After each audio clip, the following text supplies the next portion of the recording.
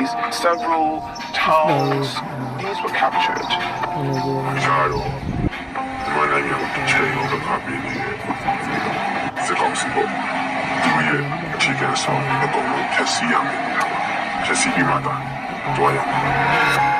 As Myanmar's humanitarian crisis continues, 3 years since the military takeover, there have been over 2 million people displaced. When the dust settles, what will become of the beleaguered country? We'll see a lot of different armed groups controlling their own territory.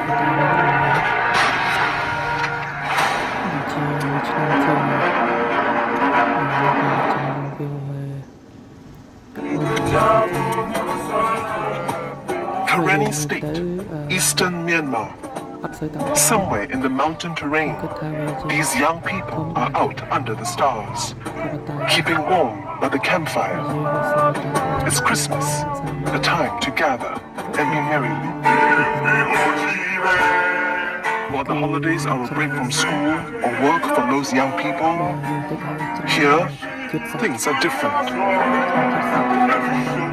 These youths are rebel soldiers from the Urban Revolutionary Front, embroiled in a deadly civil war against Myanmar's military government,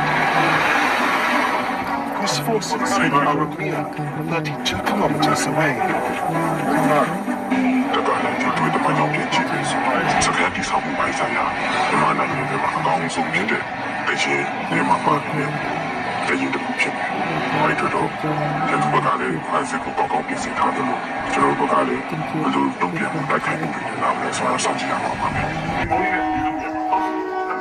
The URF is an armed resistance group which formed in 2021. The military toppled Myanmar's elected government in February of that year on the grounds that it subverted the election.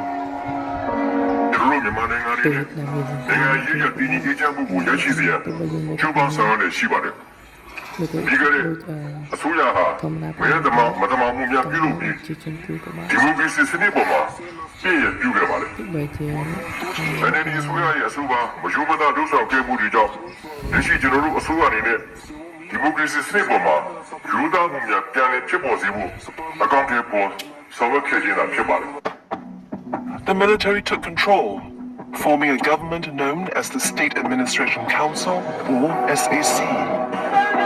Since the coup, the SAC has waged deadly battles against the armed resistance groups throughout the country. One report estimated that almost 7,000 civilians have been killed and another 2,600 injured in months after the coup, although numbers are likely higher. In fighting the junta, resistance groups like the URF have found themselves outgunned.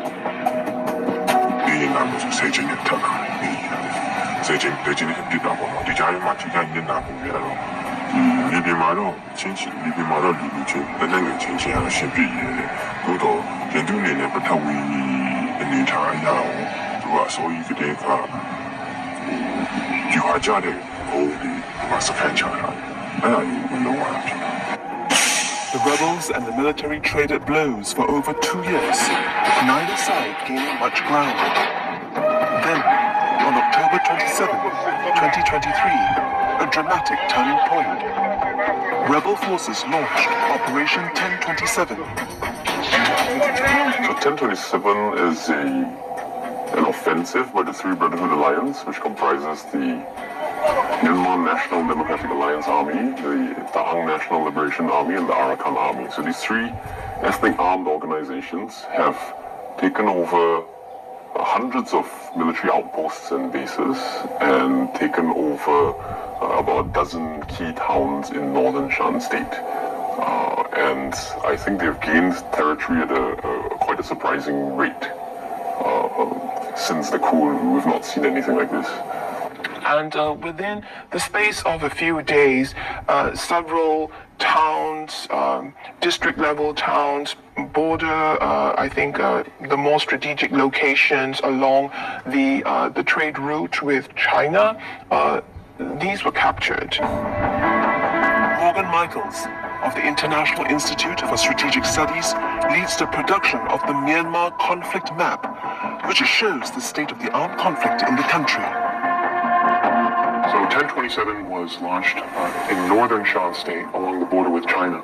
The Brotherhood Alliance so far has been able to capture the Kokine self-administered zone in this area, and the other is the Palong self-administered zone in this area. We also saw intensified attacks on the regime in Sagaing, and then of course one of the members of the Three Brotherhood Alliance, the Iraqi Army, has launched its own campaign here in the Rakhine State. To understand the offensive, we have to first understand the ethnic makeup of Myanmar. There are 135 ethnic groups in the country, divided into 8 main ones, each concentrated in different areas. The majority are the Bama or Burmese, who live mostly in the Irrawaddy Basin. Then there are the Chin, the Kachin, the Shan, the Rakhine, the Kaya, the Karen, and the Mon. Many of these ethnic groups have been fighting for autonomy even before the coup. Myanmar has been embroiled in armed conflict for the last 75 years. Prior to the 2021 coup, fighting was mostly concentrated in the peripheries of the country. And then over the last decade, several groups rose to prominence. These are the Three Brotherhood Alliance groups. Ethnic separatist groups are collectively known as Ethnic Armed Organizations, or EAOs. After February 2021, they stepped up their fight against the military. What made Operation 1027 different was how these disparate rebels came together. That folks were actually apparently working together in communication, coordinating their military and tactics. That is the impression that we're getting is the biggest change in the game. The key issue here was that it seemed that these groups that are normally working independently of each other seemed to be working in coordination with each other. And that was a surprise, and was able to, the combined numbers seemed to overwhelm the ability of these local bases and the military to push these guys away. By the end of November 2023, the Brotherhood Alliance claimed that over 220 military outposts and positions had fallen to the rebels. Perhaps sensing the junta's vulnerability, other resistance groups joined the fray, launching Operation 1111 on November 11th. Operation 1111's main objective is to capture the Kaya State capital of Loikop.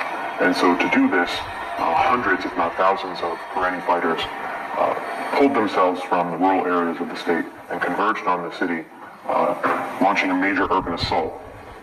And were able to capture about half the city in several weeks. Then